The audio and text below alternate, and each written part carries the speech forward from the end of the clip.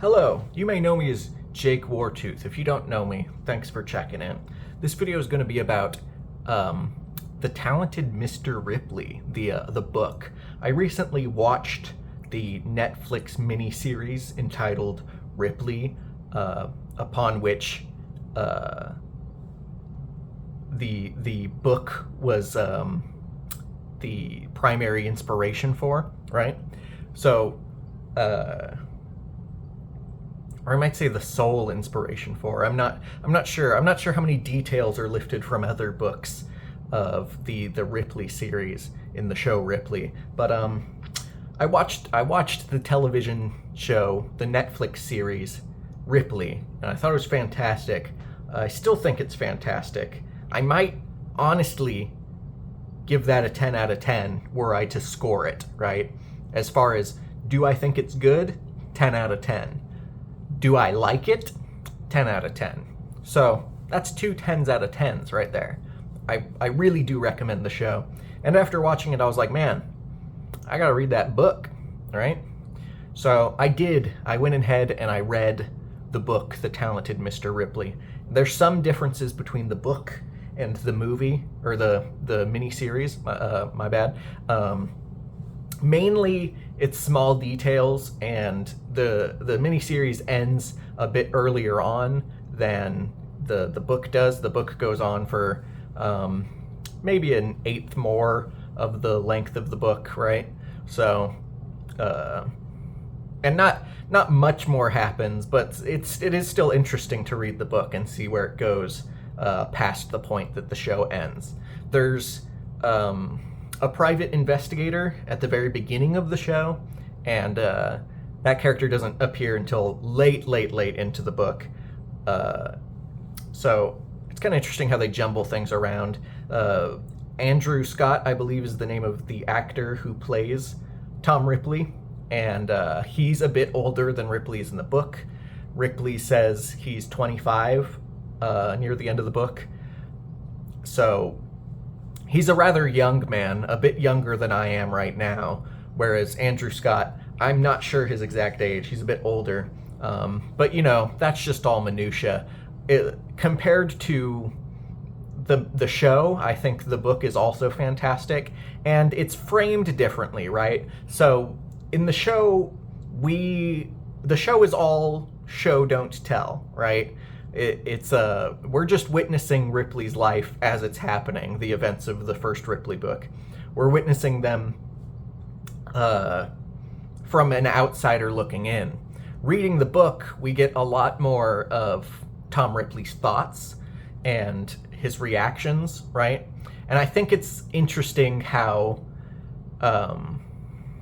if you don't know anything about the show, you know, who knows if this is going to make any sense to you, but Tom Ripley's a con man. He knows how to forge documents and whatnot. He's trying to live a life of luxury despite not wanting to earn an honest living, you know? So he tries to scheme his way into the better things in life, because that's all he really cares about. But as far as confidence men go, Tom Ripley has very little confidence in himself. And this is apparent in the show when he's trying to cash some checks that he had sent to him under false pretenses, and he loses the confidence in the bank and just walks out, and he goes home and he throws away all of his collection agency papers that he had set up to scam people out of their money, right?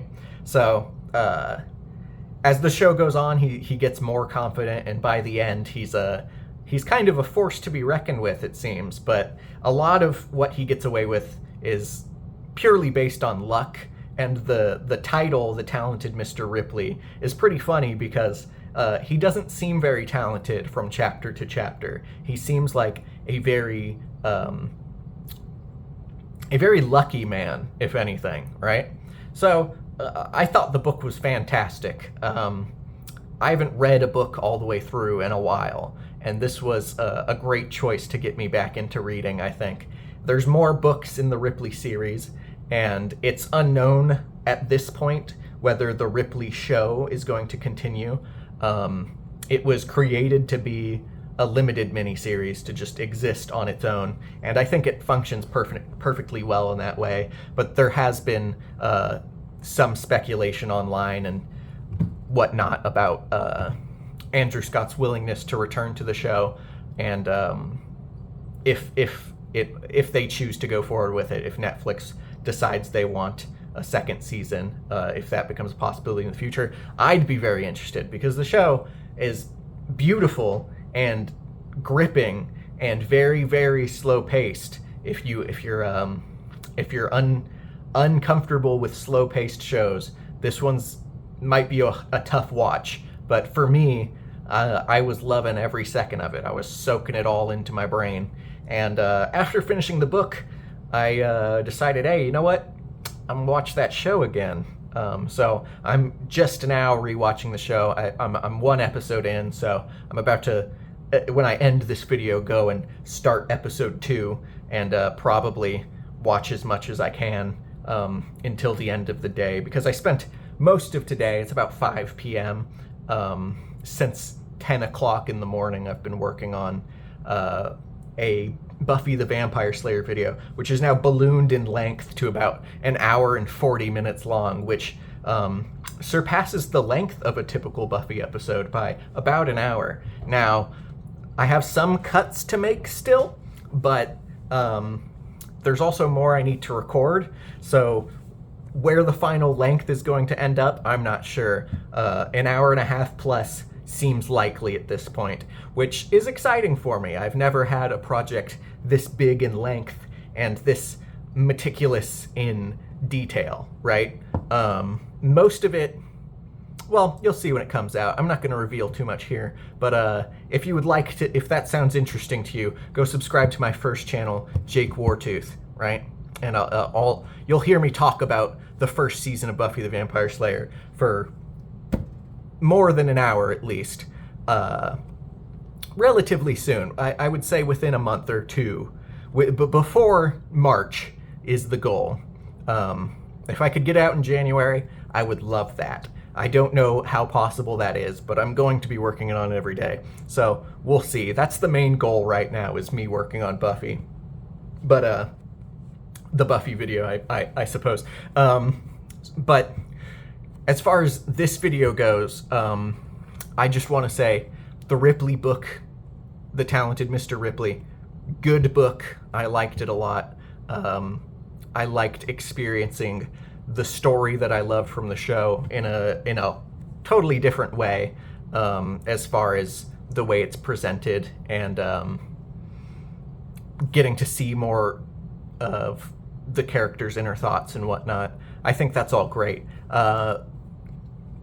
You know, it feels weird calling a book a 10 out of 10. I don't know why. I want to call it a 5 out of 5, though the meaning is the same. I think the book's more or less perfect, which is fantastic for a book written in 1955 about a bisexual man. You know,